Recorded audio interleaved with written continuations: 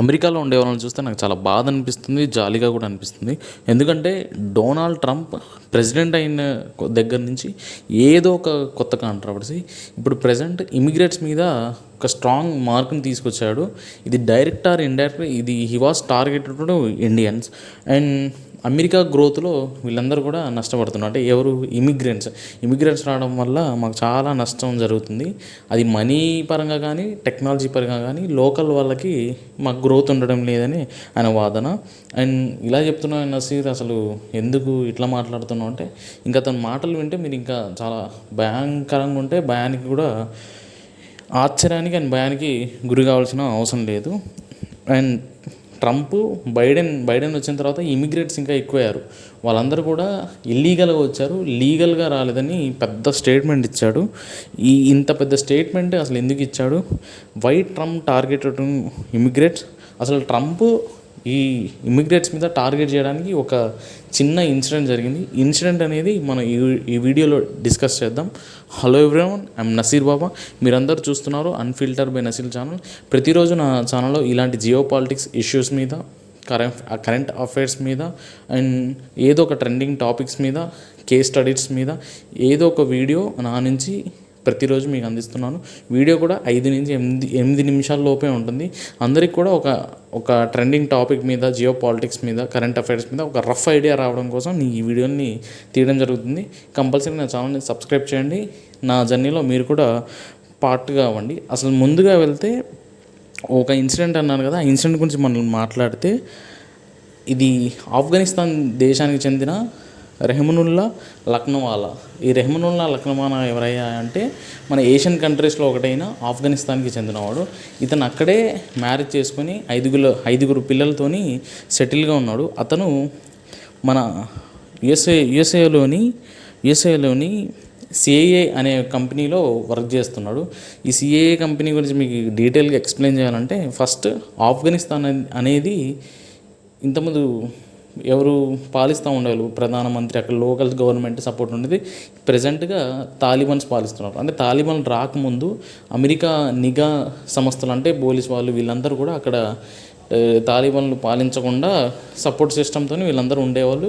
ఈ లక్నోవాలా అనే వ్యక్తి ఎవరైతే అమెరికాకి సపోర్ట్గా తాలిబాన్కి ఎగైనెస్ట్గా ఉండేవాడు.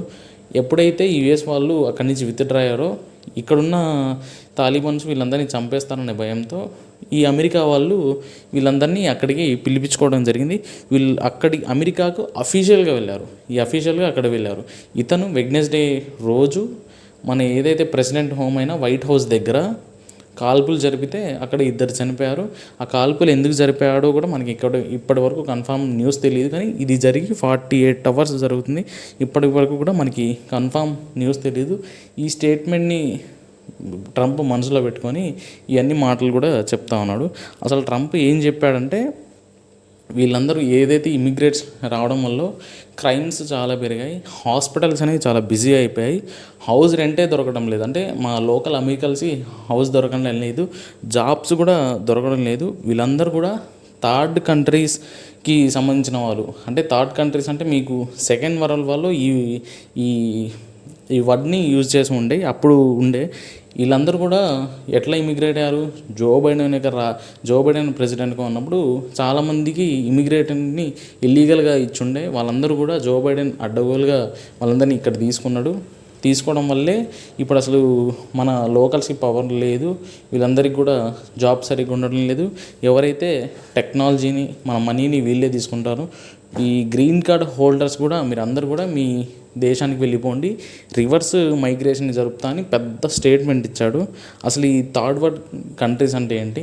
థర్డ్ వరల్డ్ కంట్రీస్ని అతను ఎందుకు యూజ్ చేశాడంటే, మీరు ఫస్ట్ వరల్డ్ కంట్రీస్ అని గురించి తెలుసుకోవాలి. ఫస్ట్ వరల్డ్ కంట్రీస్ అంటే ఏంటి?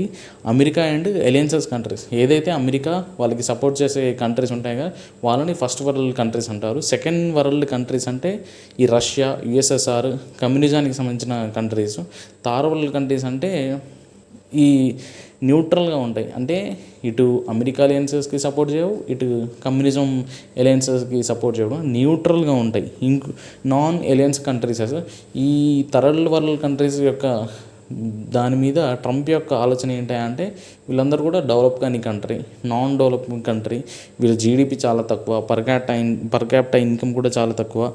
మన ఇండియాని చూసుకున్నట్లయితే మన ఇండియా ఫాస్ట్ డెవలపింగ్ కంట్రీ, జీడిపిలో 4th స్టేజ్లో ఉంది. 8% జీడిపి గ్రోత్ మన ఇండియాకు ఉంది. మన ఇండియా అనేది చాలా ఫాస్ట్ గ్రోయింగ్ కంట్రీ. కంపల్సరీ అతను మన ఇండియానే టార్గెట్ చేసుకుంటూ మాట్లాడారు. కంపల్సరీ మీరు ఈ వీడియోని అసలు ట్రంప్ ఏం మాట్లాడారు, ట్రంప్ అక్కడ ఎటువంటి చర్చలు జరిపాడు అనేది వీడియోలో మీకు అర్థమైంది అనుకుంటున్నాను. ఇలాంటి మోర్ ఇన్ఫర్మేటివ్ కంటెంట్ కోసం నా ఛానల్ని సబ్స్క్రైబ్ చేయండి.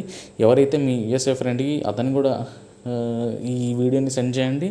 ఈ వీడియో నాకు తెలిసి అతనికంటే నేనే కొద్దిగా మీకు అర్థమయ్యే విధంగా చెప్పానని నేను అనుకుంటాను. ప్రతిరోజు ఇలాంటి ఇన్ఫర్మేటివ్ కంటెంట్ కోసం నా ఛానల్ సబ్స్క్రైబ్ చేయండి. రేపటి వీడియోలో మళ్ళీ కలుద్దాం. Thank you, bye, see you tomorrow, take care.